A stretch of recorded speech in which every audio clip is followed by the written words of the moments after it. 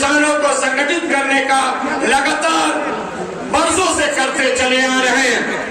हमको किसानों के बीच इस बात का, जो विभिन्न सारे किसान संगठन इस जिले में काम काज कर रहे थे, उनसे हमारी इस बात की लगातार बहस थी कि किसान कभी भी, किसानों का संगठन अराजनीतिक नहीं हो सकता है।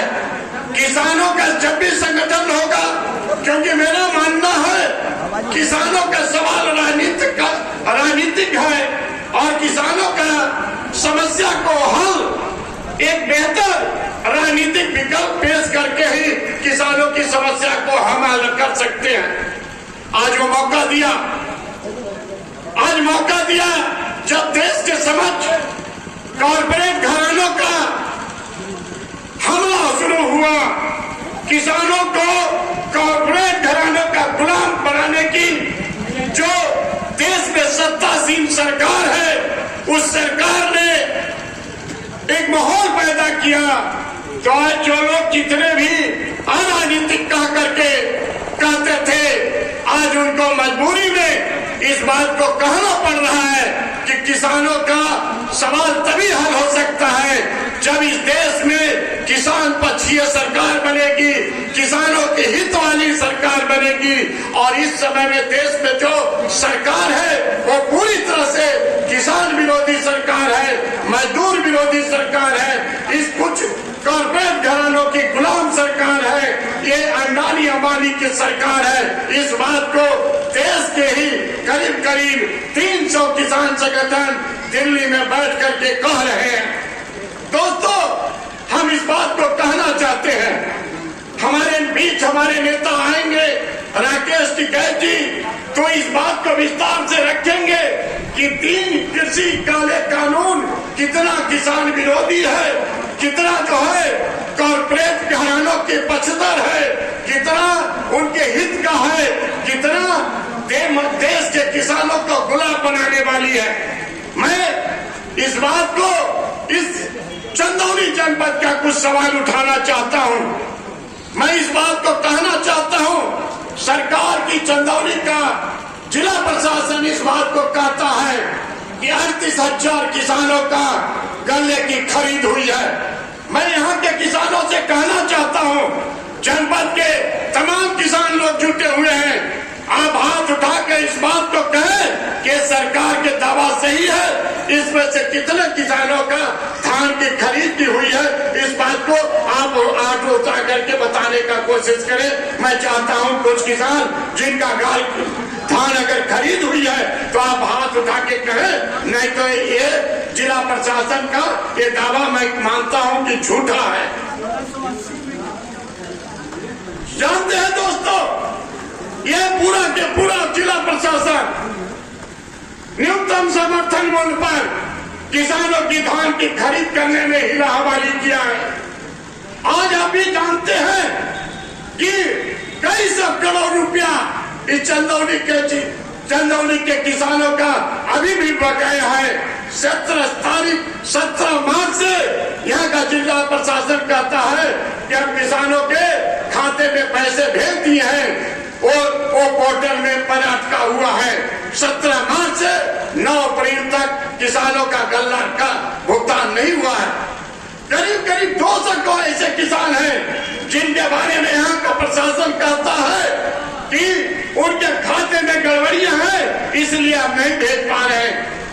हम इस बात को आपके बीच कहना चाहता हूं तो किसान भाइयों, ये जो है, जो अच्छा दिन लाने का वादा करके आई थी किसानों के बीच, इस बात को सरकार ने कही थी, मोदी सरकार ने कही थी किसानों के लिए अच्छा दिन आएगा। मैं इस बात को आपकी अदालत में कहना चाहता हूं, कितना किसानों का अच्छा दिन आया, इस बात को आप बताने की, समझने की कोशिश करें। दोस्तों, मैं शुरू से इस बात को मानता हूं कि सरकार जो है किसानों के लिए सबसे ज्यादा घोर विरोधी सरकार है। आप जानते हैं करीब 150 दिन बीतने चला जा रहा है। दिल्ली के कई बातों पर किसानों का जमावड़ा लगा हुआ है। हजारों हजार किसान बैठे हुए हैं इस सरकार की कानों पर जू नहीं देख रही है। ये सरकार तानाशाही की तरफ बढ़ रही है। आप जानते होंगे लगातार हम लोग धरना प्रदर्शन करते चले आ रहे हैं। जिस दिन से किसान दिल्ली के बॉर्डर पर धरना पर बैठे हैं, उसी दिन से हम तमाम जो है जितने भी किसान संगठन के लोग हैं, चकिया से लेकर के सहारगंज से लेकर के चंदौली के कोने कोने में किसानों के सवाल उठाते चले आ रहे हैं। हमने देखा पहली बार आजादी के आंदोलन के बाद पहली बार हमने महसूस किया कि देश की सरकार घर में नजरबंद कर दे रही है किसान नेताओं को। चाहे परमानंद कुशवाहा जी हो, चाहे सुखदेव मिश्रा जी हो, चाहे अनिल पासवान जी हो, चाहे अजय राय हो, चाहे रामावत सिंह हो, जितने भी लालचंद यादव हो, साहब सिंह मेजर चौहान हो, जितने भी किसानों के सवाल को उठाने वाले किसान नेता हुआ करते हैं, उनको घर में पुलिस नजरबंद कर दे रही है। उनको इन कार्यक्रमों में शिरकत करने नहीं दे रही है। उनको उठा करके थाने में बैठा दे रही है। पहली बार हमने देखा है। हम करीब करीब 35 वर्ष से किसानों के बीच काम काज कर रहे हैं।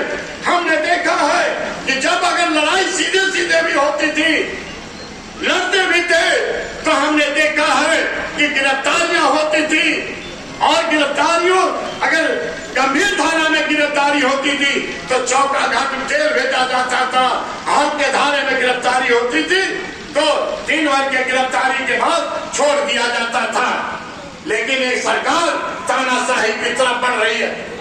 ये सरकार सीधे सीधे अंबानी के इशारे पर काम कर रही है। इतनी गलत सरकार कभी आज तक नहीं आई थी इतिहास में। हम इस बात को कहना चाहते हैं, ये झूठों की सरकार है, फरेबियों की सरकार है। कहने में हमको गुरेज नहीं है। मैं इस बात को कहता हूँ कि आप जो है, हम इस लड़ाई को शुरुआत करना चाहते थे। माननीय राजनाथ जी के गांव से हम पदयात्रा निकालना चाहते थे। हम एक देश में संदेश देना चाहते थे कि माननीय राजनाथ जी, आपके गांव के भी किसानों का गली की खरीद नहीं हुई है। वहाँ के भी किसानों के धान में कटौतियां हुई है। 3 किलो से लेकर के 10 किलो धान तक किसानों के काटे गए हैं। इस बात को हम संदेश देना चाहते हैं। एक धन्यवाद मैं देना चाहता हूँ रामावत जी का, सुरेश यादव जी का, कि कम से कम एक जगह बुला करके सारे लोगों को इस बात को संदेश देने का कोशिश किया।